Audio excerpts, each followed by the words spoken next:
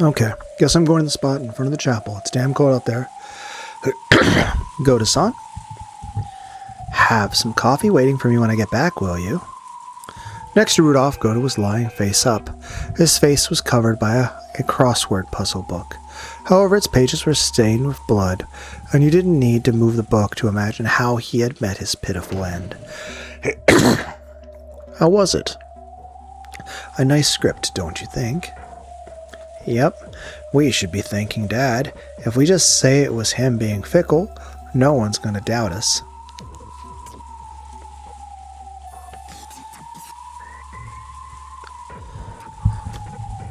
You know, this is supposed to be Umineko, not Dead by Daylight.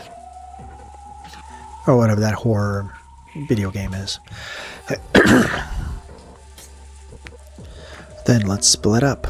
I'll take care of Jessica-chan. You take care of George-kun. You got it. Let's get this over with quickly so we can relax and have some coffee. There won't be any problems, yes? No sudden pangs of conscience? Kairi smiled coldly. It probably would have been safer to call them out one by one and finish them off together. However, Kairi had chosen to have her husband work separately. She wanted to measure Rudolph's resolve. If she was the only one who got her hands dirty and Rudolph just watched, his heart wouldn't be as dedicated to this venture. By having him dirty his own hands, she could make him truly determined to see this thing through. Kairi understood this sort of mind game better than anyone else, more than anything else. Unfortunately, Rudolph's actually even more at that, Rudolph reflexively averted his gaze from the cold glint in her eyes, but then he just shrugged and answered her question. Of course, we have 1 billion yen riding on this, and I'm a man. I'm not going to miss a chance that'll never come again in my lifetime. I expected no less of you, Rudolph-san. I love people who seize chances when they come. That's why I fell in love with you. Thanks. I mean, that's technically why he swapped your baby with a dead one and lied to you for like a couple decades.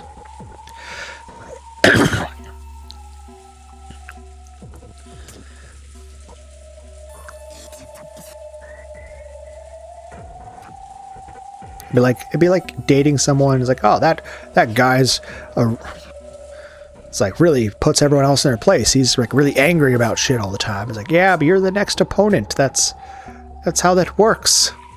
It's like self-preservation and common sense.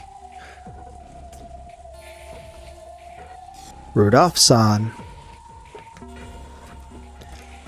What? Stay like that, always, okay? Huh? What did you say? Always remain that same Rudolph-san I love, okay? Oh, of course. When have I ever let you down? You should be worrying more about what kind of champagne we'll use to toast our victory. I'll do that. It kind of reminds you like, oh, they're going to retire, but anyway, how are they going to live with the murders on their conscience? It's kind of like that question, guys. I'll ask you a riddle. But there is a definitive answer. And it's not what you're thinking. And I'll pause after asking it for a bit. You can even pause the video. Which weighs more? 100 pounds of bricks or 100 pounds of feathers?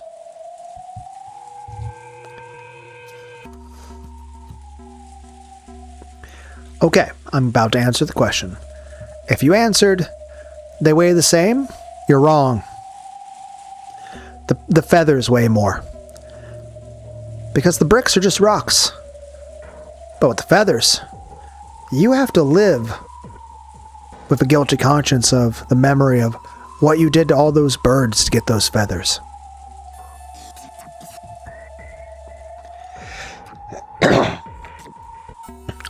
Take care now. If you really treasure Battler-kun, don't kill George-kun in front of the chapel, okay? It'll be a pain if he finds the body. Yeah, I know. I'll lure him away somehow. We'll be outside and it's raining. Should be some way to do it. And you aren't a villain in some old western, got it? Don't grant any last requests or take down any final messages, okay? Kyrie lifted up her gun and ran the lever to eject the casing from the ground she had killed Goda with. How's Angie taking this?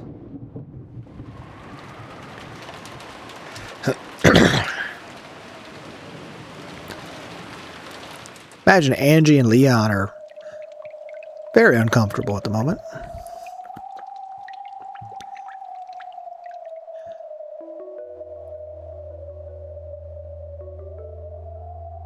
How are you alive? Or are you a ghost? Dear. Ava was holding Hideyoshi's body and crying.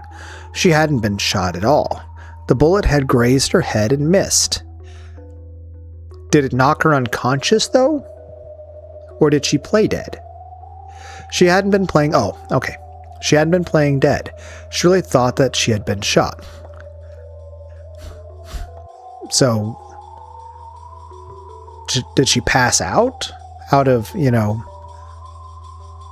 heightened emotional state? When Kyrie's gun spat fire, Ava felt something fierce skim past her head.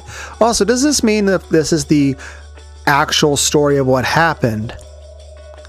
Granted, there's a way to solve all the riddles of all the different universes, but if this is to solve the one where, Ava's the only survivor,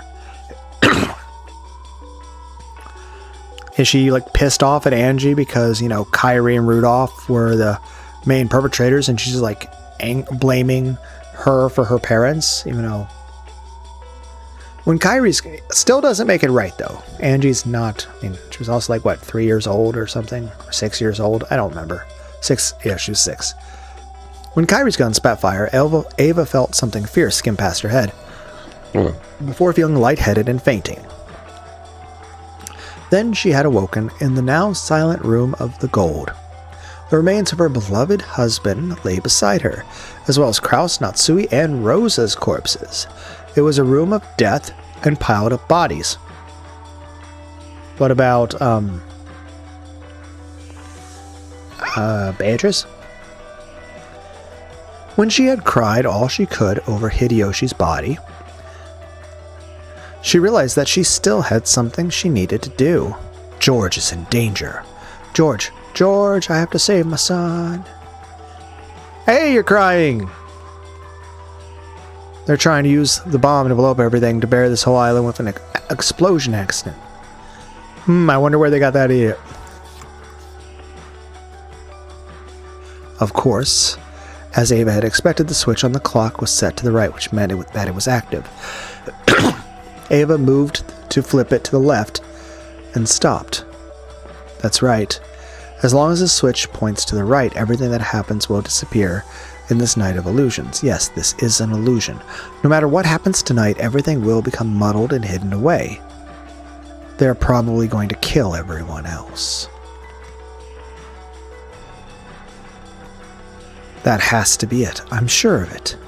When she looked at the table with the box of bullets, she saw signs that they had roughly grabbed a bunch of bullets before leaving. It clearly showed that they planned to use that many bullets. I have to fight, if only to protect just the life of my precious son. The gun that I had dropped when I was shot is stuck with the lever open. No matter how hard I pull, it won't open any further and it won't close again. Apparently a bullet had gotten jammed, breaking it. It's just as Kyrie said, loading a bullet is tough if you aren't used to it. Please, dear. This wouldn't have happened if you hadn't, done the thing with grabbing the gun first. So, it is technically your fault, but yeah, Kyrie and Rudolph are kind of being jerks.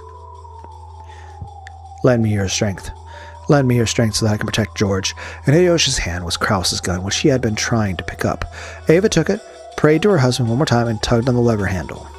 With a light metallic sound, the golden casing spun through the air and bounced off the ground. When she timidly tried to push the lever back, this time it returned to its original place without any resistance. There was another metallic clang. It was the sound of a new bullet being loaded.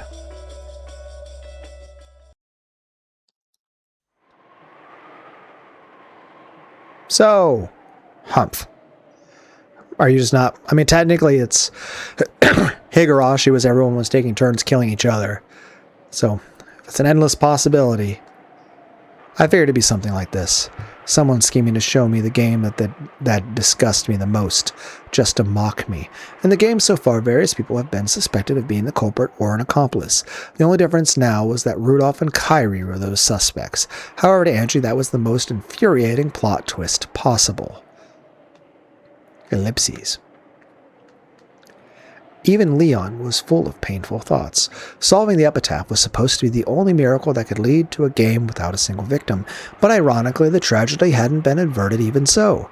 Does this mean we aren't allowed to have a future where we all happily return from this island alive? Even if the epitaph is miraculously solved before the crime occurs? A miracle certainly will not occur. Those words, which I had heard in one of the fragments Bern-Castell had shown me, raced through my mind. Bern-Castell-san. You showed me how wonderful my world was. I don't want to believe that you created this tale just to hurt Angie. By now, even I realize that you're the game master here. Or is she? Aurora. Augustus Featherine Aurora.